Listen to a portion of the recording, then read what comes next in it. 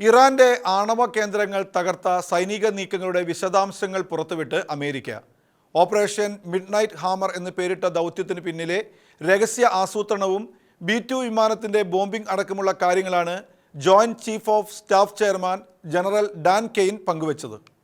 കണ്ടിട്ടുള്ളതിൽ വെച്ച് ഏറ്റവും തിളക്കമുള്ള സ്ഫോടനം. പകൽ വെളിച്ചം പോലെ തോന്നി. 30,000 പൗണ്ട് ഭാരമുള്ള കൂറ്റൻ ബങ്കർ ബസ്റ്റർ ബോംബ് ഇറാന്റെ മണ്ണിൽ പൊട്ടിത്തെറിക്കുന്നത് നേരിൽ കണ്ട യുദ്ധവിമാനത്തിന്റെ പൈലറ്റിന്റെ സാക്ഷ്യമാണ് chief of staff chairman general Dan Caine വിവരിച്ചത്. തിരിച്ചെത്തുമോ എന്നറിയാതെയായിരുന്നു US സൈനികർ പറന്നുയർന്നത്. നീണ്ട യാത്രയ്ക്കും അതീവ രഹസ്യ സ്വഭാവമുള്ള സൈനിക നടപടിക്ക് ശേഷം അവർ US-ലെ എയർബസുകളിൽ തിരിച്ചിറങ്ങിയപ്പോൾ വൈകാരിക നിമിഷങ്ങളാണ് ഉണ്ടായതെന്നും കെയ്ൻ വെളിപ്പെടുത്തുന്നു.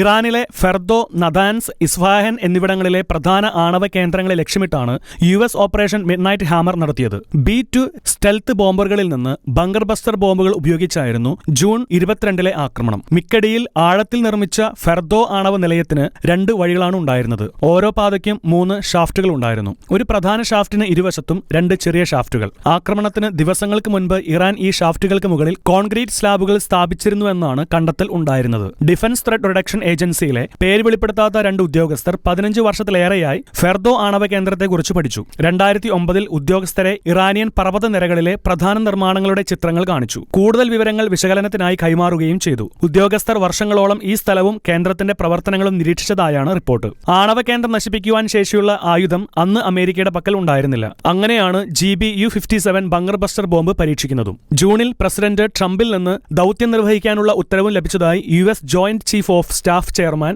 ജനറൽ ഡാൻ കെയ്ൻ വ്യക്തമാക്കി. അങ്ങനെയാണ് അമേരിക്കൻ വ്യോമസേന ഓപ്പറേഷൻ മിഡ്നൈറ്റ് ഹാമർ നടപ്പാക്കിയതെന്നും ജനറൽ ഡാൻ കെയ്ൻ പറഞ്ഞു. International desk Shakeena news.